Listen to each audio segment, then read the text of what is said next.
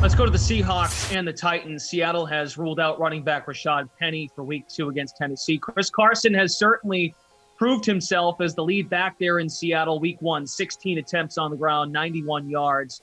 No Penny in the mix this Sunday, AJ. What are your thoughts on Chris Carson? $6,100 against that Tennessee defense.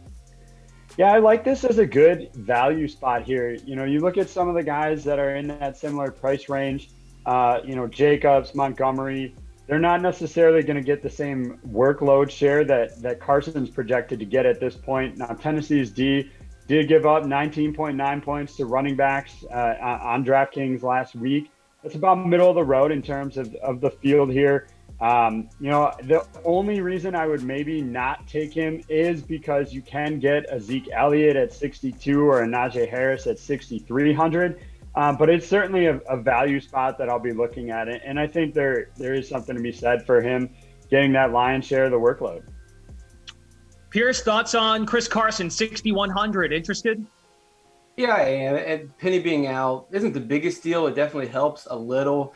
We always worry, though, if Pete Carroll loves to run the ball, and yet this team seems to pass quite a lot.